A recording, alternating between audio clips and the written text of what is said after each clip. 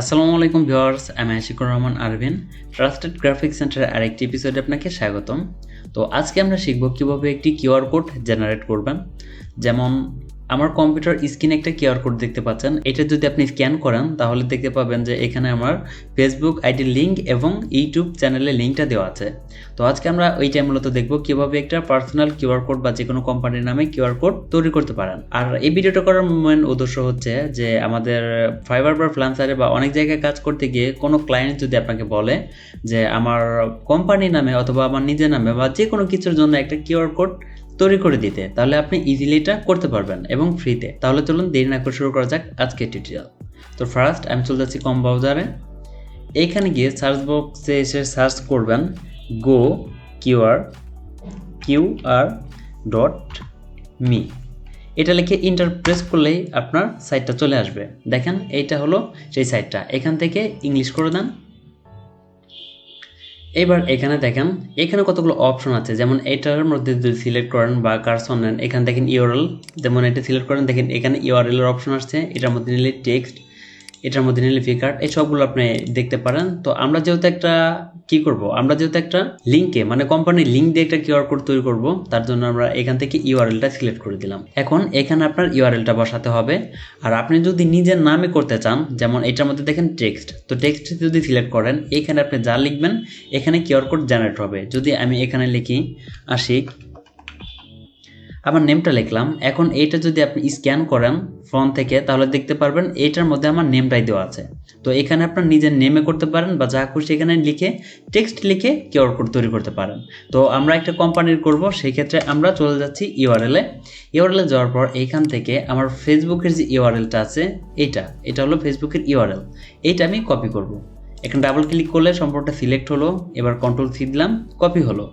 Copy করার পর চলে যাচ্ছি কিউআর কোড অপশনে।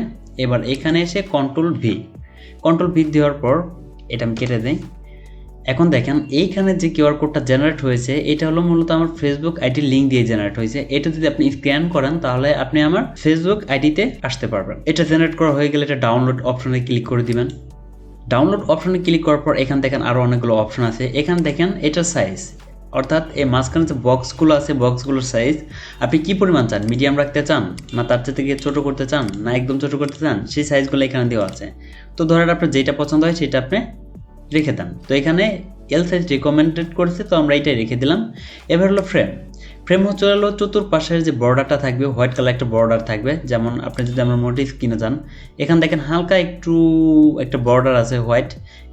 এইটা যদি আপনি বাড়িয়ে দেন এখান থেকে তাহলে এটা বেশি পরিমাণে হোয়াইটটা দেখাবে। তো এটা আপনি 2-3 রেখে দেন, 2 রেখে দিলাম। এবার হচ্ছে হলো সাইজ, এটা সাইজ পরিবর্তন করতে হবে না। এবার ফোরগ্রাউন্ড কালার এবং ব্যাকগ্রাউন্ড কালার, তো এইটা হচ্ছে হলো কিউআর কোডের যে ডটগুলো আছে এই ডটগুলোর কালার। এখান থেকে যদি আপনি চান তাহলে কালার কিন্তু ইজি চেঞ্জ করতে পারবেন। তো আমরা জানি কিউআর কোডটা মানে ব্ল্যাক থাকলেই বেটার দেখায়, তো আমরা ব্ল্যাক দিয়ে দিচ্ছি। আপনি যে কোনো কালার দিয়ে নিতে পারেন। এবং এটা হলো ব্যাকগ্রাউন্ডের কালারটা হোয়াইটে রাখছি, এটা প্রফেশনাল একটা কালার। এবার হচ্ছে হলো আপনি ডাউনলোড করবেন। তো ডাউনলোড করার জন্য এখান থেকে দেখেন ইপিএস ফাইল আছে, পিএনজি ফাইল আছে, জেপিজি ফাইল আছে।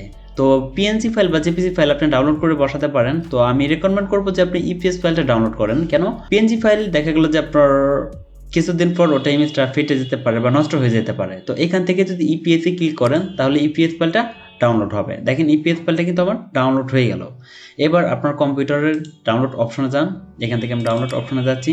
এবার দেখেন একদম উপরে কিউআর কোডের ইপিএস ফাইলটা ডাউনলোড হয়েছে, তো এটা ডাবল ক্লিক করে ওপেন করলাম।